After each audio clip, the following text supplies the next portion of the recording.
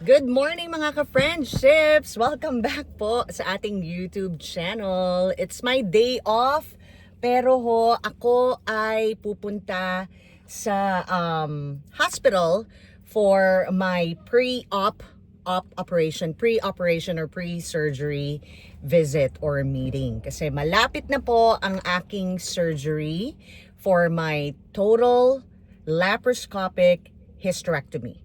Yan pong total hysterectomy, that means tatanggalin ho ang aking fallopian tubes, ang aking uterus, and ang aking cervix. But thank God, healthy at gumagana ang aking ovaries. So I get to keep my ovaries, which yan ang source ng estrogen hormones.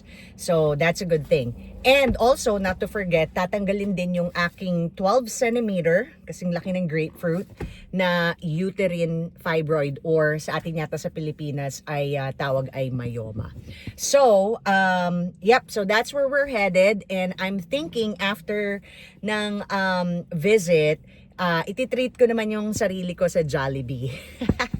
Medyo mahabang manehuhan ho ito pagda-drive, pero carry lang, I like driving. So, ready na ho ba kayong sumama sa akin, makipagkwentuhan, at isi-share ko kung magkano yung i-cover ko sa surgery, and all that stuff. But first, mag-stop muna tayo sa Tim Hortons but first, coffee. Kita niyo yung sticker ko, Jollibee, diba? So, ito ang aking Yeti. It keeps the coffee warm for a few hours. So, let's go get some coffee, and then we'll head out to the hospital for my pre-surgery visit. And then, mag-stop tayo sa Jollibee. And after Jollibee, siguro mag-grocery shopping. So, it's a full day with me, Jennifer, your Filipina friend in Michigan. Let's go na po.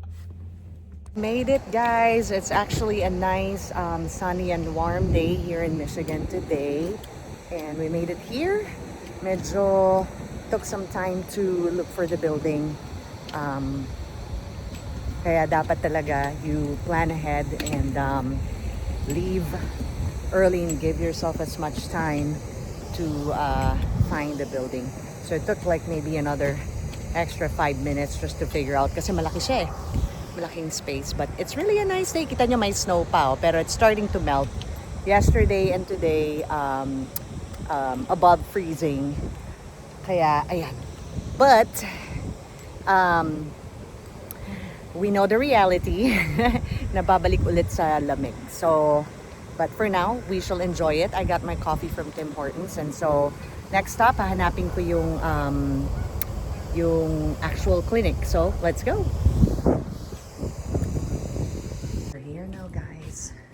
Suite 1100 pre-op clinic. Okay guys, we're here na, pero I'm the only one here. So, ayoko masyado maingay, so later na lang. We're here na, guys. So, first, chinek lang yung aking blood pressure and temperature. And then I filled out a form with questions about family medical history. So, hey guys, so tapos na yung appointment ko dito sa hospital, and nag-blood work din. So I've been trying to debate whether I'll drive an hour 15 minutes to Jollibee today or ibang restaurant na lang. And I decided, tinatamad na ako mag-drive ng malayo. So siguro yung Jollibee could be a different vlog para ma-share ko sa inyo yung tsura ng Jollibee dito sa Michigan, USA. It's already 1:52. So, halos kalahati na ng araw. But I am hungry. So, I decided to eat at this restaurant. Maganda yung interior design nila, tsaka masarap yung pagkain. So, it's gonna be, I think, only like a 5-minute drive. So, much better than 1 hour and 15 minutes. So, tara at tayo ay magkwentuhan. Kung hindi ako magiging mahiyain. Yeah, kasi problema ko, mahihain ako eh. Mag-vlog in public space. But I'll see, pupush ko yung sarili ko para makwento ko sa inyo yung mga ganap sa pre-op visit, kung ano yung expect nyo, kung kayo yung magpapa-opera ng myoma or hysterectomy at dito sa USA. Well, at least dito sa Michigan yung procedure na gagawin sa akin. So, okay guys, tama na, hanas tayo magpunta na sa restaurant. Ito na yung restaurant, guys. We're here, the Dixboro House. Alright guys, ito yung in-order ko, cream of mushroom soup, and they served it with focaccia bread. Let's eat!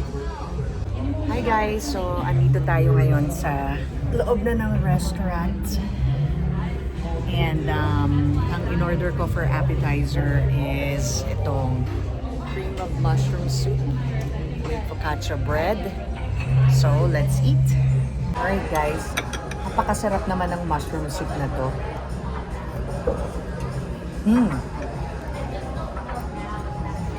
Sarap. And then this is focaccia bread. So you dunk it in your soup like this. Sarap.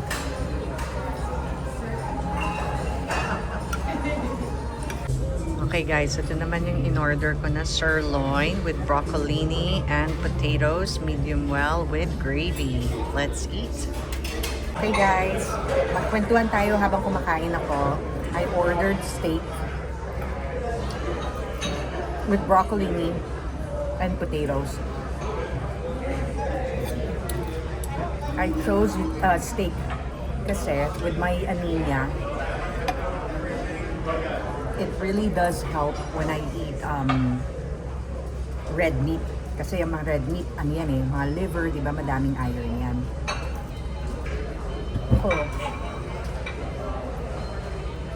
Parang puro chicken ako lately. So, I need some steak. Sarap.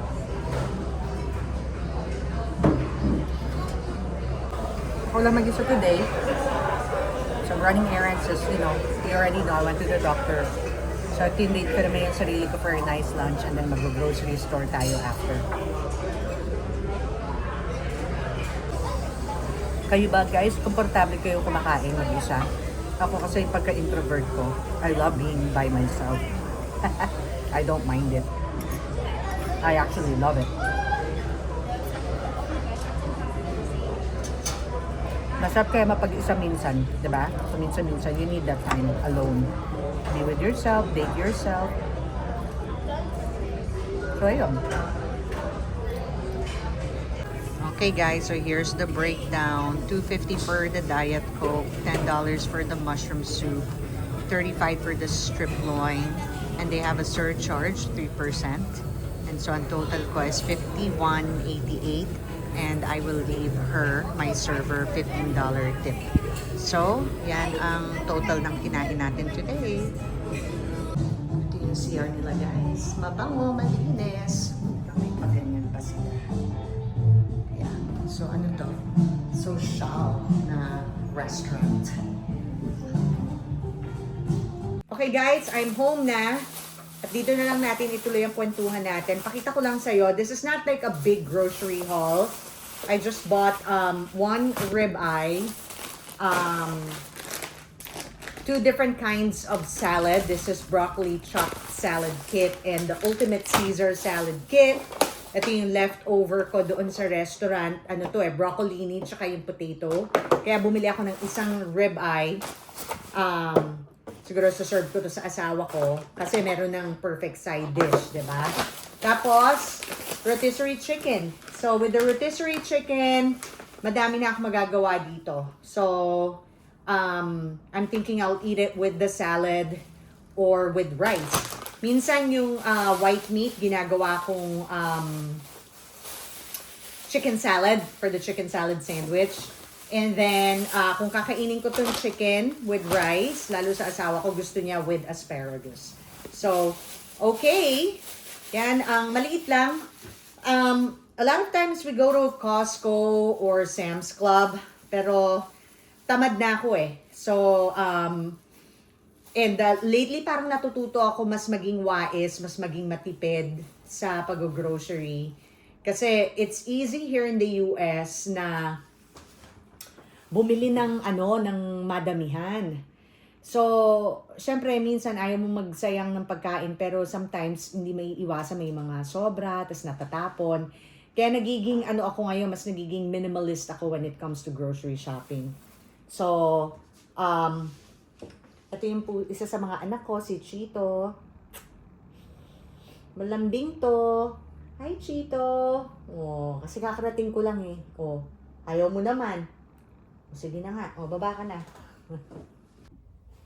So, share ko po sa inyo kung magkano yung i-cover ko sa surgery ko. Tapos, kung ano yung kinover namin sa pre-op, pre-surgery visit. So, doon po muna tayo sa ano yung diniscuss. Basically kasi ang goal nung meeting today is for me to understand kung ano yung surgery, kung diniscuss na ba sa akin yung process, yung mga risks. Tapos, on their end, they really need to know as many information para ma-establish nila kung ako ba ay healthy at yung anesthesia, which is general anesthesia, I think propofol yata yan ang tawag, ay safe, na wala akong history ng or yung family ko na nag-react negatively sa anesthesia, at na alam nila kung ano yung mga medication na tinitake ko, which thankfully at age 44, wala po akong maintenance. Yun lang mga allergy pill, multivitamins, vitamin C, vitamin D, iron,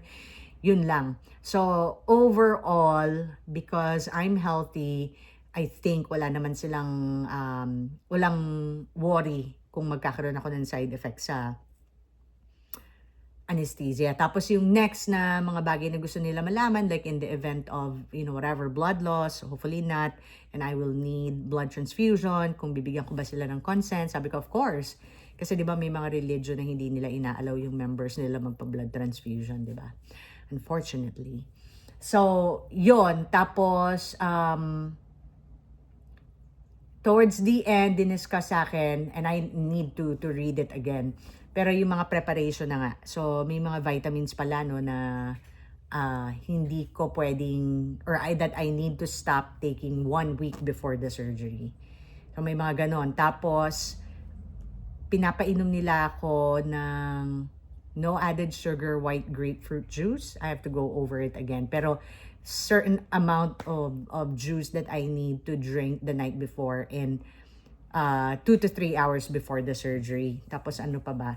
Yun, yung antibacterial soap, dial, yung mga ganong mga information. So, yeah. So, it's a good visit. And then, magkano ba yung aking i-cover? Well, so far, ito yung mga naging expenses ko since I started this whole process of, since sinimulan ko yung proseso from consultation with the OBGYN to today. Okay? Na naghihintay na lang ako ng surgery. So, yung unang-unang consult, I think I paid around $250. Tapos, yung next na ginawa namin na step is yung tinatawag na transvaginal ultrasound para ma-check kung gaano kalaki yung aking fibroid para i-measure. So, after that procedure, ang naging responsibility ko after insurance covered, what they covered is around $980. So, sabihin na natin 1,000. So, tapos yung consultation is 1,000. It's another 250. So, 1,250 na. Tapos, after ng ultrasound, ang naging sumunod na process is yung virtual meeting with the doctor. And online yon, 150 yung sinarge sa akin. So, magkano na tayo? 1,400 na. Tapos, dumating na yung time na kailangan ko magpa-endometrial biopsy. Actually, today dumating yung bill, binayaran ko na. It's $750. So, magkano na yan? Nasa 2,150 na. 2,150 kung tama yung math ko Tapos, dumating na yung bill for the hysterectomy. So, kung walang insurance, ang total bill ng procedure ko is going to be $75,000 US dollars. With my insurance, ang i-cover ko na lang is 7,700. So sabihin na natin sarado na 8. So ano ba yung sabi ko kanina? 2150. Oh, so 28 na. 29. No, sorry. So 8,000 plus 2150. 10,150 na. Today may visit na naman ako, 'di ba? Pre-op visit tapos nag-blood work. I don't know. Might be another 300. So lumalabas is mga almost $12,000 ang naging out of pocket ko with this whole process of, getting a total laparoscopic hysterectomy. So, ayun. So, thankfully, may insurance. Diba? Imagine niyo $75,000. Although, I've been told, mas mura yung rate na yan kung wala kang health insurance. I know other people play the game of not risking it and gambling it, not having health insurance. Diba? So, pero ayoko, takot ako na hindi magkaroon ng health insurance dito sa Amerika. Oh, not to mention yung premium na binabayaran ko for my insurance, which is around $500 a month. So, 5,000. Magkano yun? 500 times 12. 6,000 ano? So, ganun ba? Tama ba? 1, 2, 3, 4, 5. Yeah, 6,000. So, lumalabas, 6,000 plus nga 12. So, 80, kasi, syempre, di ba, babayaran ko yun. So, 18,000. Diba? So, kaya kailangan, guys, it's very important na talagang save for the rainy days. Hindi ko pa kinakount dito yung expenses ko kasi 6 na linggo po ako mawawalan ng kita. Dahil self-employed ako, I don't have any employers na provides sick leave, vacation leave, paid time off. Wala po ako niyan. But it's okay. I thank my mother for teaching me how to manage money, how to handle money, how to work hard, how to make money. So talagang pasalamat ako sa kanya. So nakinig ako. Simple lang ang bahay namin. I've always driven second-hand car. So, although syempre yung version ng car ko ngayon mas upgraded na kaysa dun sa una talagang kotse yung binili ko. But, delayed gratification, ang importante, ang talagang luxury, talagang yaman sa buhay is, you don't really necessarily have to be multi-millionaire. Sa akin, enough na every time na may kailangan i-cover na part of basic needs na pagkakaloob ng Diyos sa amin. And then, may konti ka lang na kung gusto mo kumain sa restaurant here and there, gusto mo bumili ng damit here and there, most especially makapagpadala sa pamilya mo, yun lang ang importante. So, like this, diba? Praise God na kaya naming finansan ang aking surgery at afford namin na hindi ako magtrabaho ng 6 weeks. So, big blessing na yun. Diba? Okay, guys. Well, I think that's about it for today. Labo-labo ba yung aking vlogging today? Okay lang, sabi ko naman sa inyo, guys, for fun. This time, I'm just being myself. And if you're here and you're enjoying my presence, what I'm sharing, if I'm entertaining you a little bit, well, I'm happy for you. So, ayun lang. So, ako ay magpapahinga na. Kasi ang aga ko nagising kanina, tapos ito, nag-prepare ako papunta sa doktor. Excuse me po. And ngayon, alas 3 na. Baka mag-aalas 4 na nga. Okay guys, pahinga na po ako. Kung meron po kayong tanong, gusto nyong may alamin ako para sa inyo about Michigan, type nyo na lang po sa comment section. And that's it. Ingat po kayo and make sure to always connect with God and pray to God. And makikifollow na lang po. Like, share, subscribe. Sige po, until next time, salamat sa panonood niyo po. Bye-bye!